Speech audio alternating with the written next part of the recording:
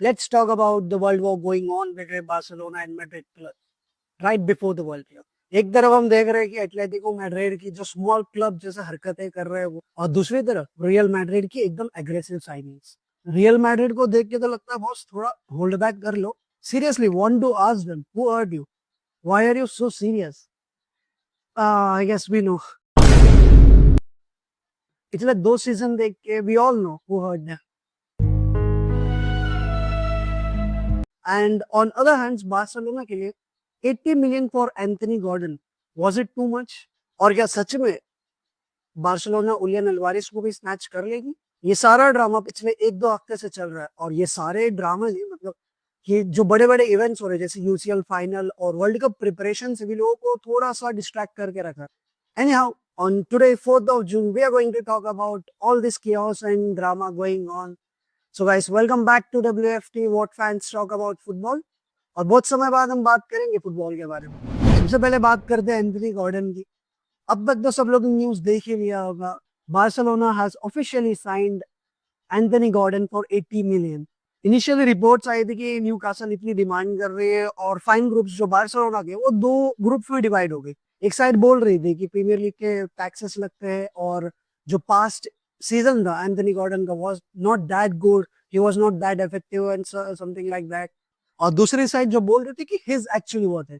But Barcelona ने बिल्कुल time waste नहीं किया. उन्होंने डील बहुत जल्दी रैप कर लिया विद इन 5 to 6 आवर्स. जैसे न्यूज आई थी कि Deco has approached Anthony Gordon's agent for Newcastle, ये सब थिंग, एंड 5 आवर्स बाद we got an here we go. But reality क्या है कि बार्सिलोना ने इतने एग्रेसिवली एंथनी गॉर्डन क्यों साइन किया है? तो आपको ये समझना पड़ेगा कि गॉर्डन सिर्फ एक विंगर नहीं है, he is a modern pressing machine. High intensity, excellent work rate, defence में भी कंट्रीब्यूशन और direct running. And obviously Premier League proven भी है, यंग है और इंग्लिश है, और मार्केट में आजकल ये सारे जो क्वालिटीज होते हैं प्लेयर में, वो प्लेयर्स बहुत प्रीमियम में बिक.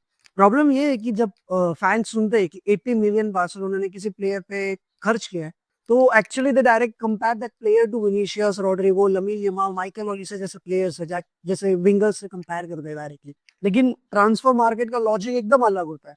वो क्या देखता है? पोटेंशियल, एज, नेशनैलिटी और कॉन्ट्रैक्ट का लेंथ कितना हो रहा है. मुझे भी लगता है कि 80 मिलियन ज्यादा है, लेकिन इंसेन तो नहीं है. गॉर्डन ने तो भाई ऑब्वियसली, गॉर्डन ने तो इंटरव्यू में ये भी बोल दिया है कि बार्सिलोना उसकी बचपन से एक ड्रीम क्लब थी, और उसने अपने न्यू कैसल में जो फिजियो थे उनसे स्पेनिश भी सीख रखी थी.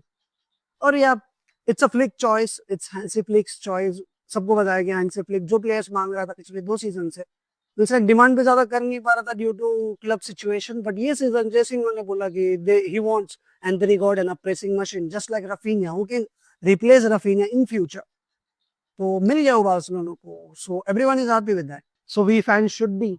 अब एक और ट्रांसफर की बात करें, जो कि फिलहाल तो मेन स्टोरी चल रहा है for every Barcelona fan, for every Barcelona, a player on whom every Barcelona fan has a crush on, Julian Alvarez.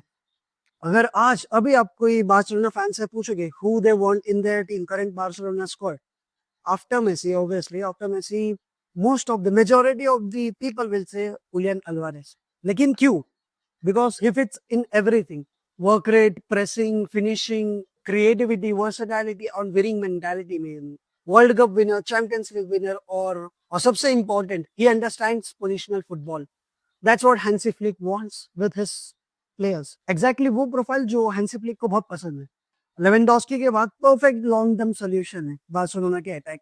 लेकिन प्रॉब्लम ये है कि एटलेटिको मैड्रिड उसे बिल्कुल भी इतनी इजीली तो जाने नहीं देगी. 100 मिलियन का जो बिड सबमिट किया उसे भी रिजेक्ट कर दिया. एटलेटिको मैड्रिड के जो सोशल मीडिया अकाउंट्स है, प्लेटफॉर्म्स है, उस पर जो रिएक्शन आया है, उन्होंने काफी डिस्कशंस क्रिएट किए हैं. जब भी the topic is related to Julian Alvarez and Barcelona, Atletico Madrid के सारे सोशल मीडिया प्लेटफॉर्म्स बहुत गंदी तरीके से रिएक्ट करते हैं. पहले तो इनडायरेक्ट ट्वीट्स, इनडायरेक्ट मीम्स आ रहे थे, अभी तो डायरेक्टली बार्सिलोना का नाम मेंशन करके उन्हें ट्वीट्स डाल रहे, मीम्स क्रिएट करके डाल रहे. फैंस को लग रहा है कि एटलेटिको मैड्रिड अननेसेसरली डिफेंसिव हो रही है इतनी ज्यादा. बट रियलिटी है कि एटलेटिको मैड्रिड ने जुलियन अल्वारेज को अपने प्रोजेक्ट का फेस बनाया है. अगर बार्सिलोना एंथनी गॉर्डन के बाद अल्वारेज को भी साइन कर लेती है और अट्रैक्ट कर लेती है बार्सिलोना की तरफ, so it would be a massive statement for every clubs in Europe. Reportedly Alvarez ने जो एटलेटिको ने न्यू कॉन्ट्रैक्ट भी ऑफर किया था, वो भी रिजेक्ट कर दिया है. और एटलेटिको अभी बैकअप के लिए विक्टर ओसिमन को भी अप्रोच कर रही है, ऐसे रिपोर्ट्स भी आ रहे हैं. भाई the drama is on next level. लेकिन बात ये भी समझना पड़ेगा कि बार्सिलोना के लिए ये दिन इतनी भी सिंपल नहीं है, because there are other clubs who are approaching Julian Alvarez, क्योंकि पीएसजी भी सिचुएशन को मॉनिटर कर रहे हैं। और after spending 80 million on Anthony Gordon, it will be not easy to compete against PSG for Barcelona. Football transfers में एक rule जरूर याद है कि जब भी कोई इलीट अटैकर मार्केट में अवेलेबल होता है तो सारे बड़े क्लब्स अट्रैक्ट होते हैं उसकी तरफ। रिपोर्ट्स ये भी आ रही है कि आर्सेनल भी कि बहुत एग्रेसिवली पुश कर रही है अल्वारेस के लिए। बार्सिलोना को स्ट्रक्चर बनाना पड़ेगा, अभी सेल्स करने पड़ेंगे और सैलरी स्पेसेस क्रिएट करना पड़ेगा अगर उन्हें ये अल्वारेस के रेस में बना रहना है। ठीक है, अब आते हैं रियल मैड्रिड के साइड में। और मेरा एक ही क्वेश्चन है कि Real Madrid, who hurt you, why are you so serious? पिछले 2 सीजन के शॉक के बाद मैड्रिड एकदम एग्रेसिवली मार्केट में मूव कर रही है। नॉर्मली रियल मैड्रिड की फिलॉसफी बहुत क्लियर होती है, यंग प्लेयर साइन करो, future stars, long term contracts ढूंढे। Just like we have seen Vinicius junior, Rodrygo, Camavinga, Endrick, Tchouameni, Arda Guler, ये सब रियल मैड्रिड के मॉडल्स हैं। लेकिन अब एंट्री हुई है जोसे मौरिन्यो की। Yes, the special one is back to Real Madrid for an second era. और आधे उन्होंने पहला साइनिंग भी कर दिया है, of an 30 years old Denzel Dumfries from Inter Milan to Real Madrid for just for 20 million. Release clause जो पे कर रही है। और टेबल पे डिस्कशंस भी ये चल रहे हैं, and soon we will be getting an here we go for the Liverpool defender Ibrahima Konate.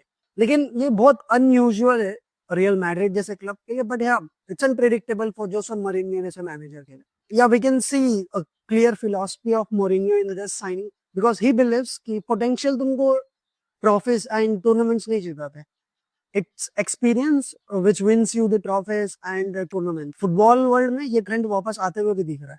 Madrid अब सिर्फ वंडर किड्स कलेक्ट करना नहीं चाहती है, उन्हें इमीडिएट सक्सेस चाहिए। राइट आफ्टर ज़ाबी अलोंसो और अरबेलोआ के जाने के बाद रियल मैड्रिड अपने डिफेंस में स्टेबिलिटी चाहती है। और डेंजल डम्फ्रीज और कोनाटे जैसे प्लेयर्स, ये फिजिकली जो स्ट्रॉन्ग है और एक्सपीरियंस, ये बिल्कुल भी मोरिन्यो के प्लेइंग स्टाइल में फिट होते हैं। It's an traditional shift from the youth first approach से। और अब मैं इस वीडियो को भी कंक्लूड करूं तो आई वुड जस्ट से कि ट्रांसफर मार्केट अभी प्रॉपरली शुरू भी नहीं हुआ है। Already Barcelona, Atletico Madrid, real Madrid, Arsenal, PSG, ये सब क्लब्स में इन्वॉल्व हो गए, ऑलरेडी एंटरटेन करना चालू कर दिया राइट बिफोर वर्ल्ड कप। लेकिन इस वीडियो के लिए भी क्वेश्चंस तो सिंपल है, क्या गॉर्डन के बाद रियलिस्टिकली बार्सिलोना जुलियन अल्वारेस को साइन कर पाएगी? और क्या रियल मैड्रिड और मोरिन्यो, मतलब मोरिन्यो के साइनिंग्स रियल मैड्रिड को बचा पाएंगे and they can get finally a trophy after long 2 seasons? Comment section पर अपने ओपिनियन जरूर बता देना, और वीडियो पसंद आई तो लाइक कर देना, चैनल को सब्सक्राइब कर देना ऐसे ही फुटबॉल रिलेटेड कंटेंट की वीडियोस देखने के लिए। मिलता हूं आपसे नेक्स्ट वीडियो में। Till the time take care, watch football, talk football, enjoy football.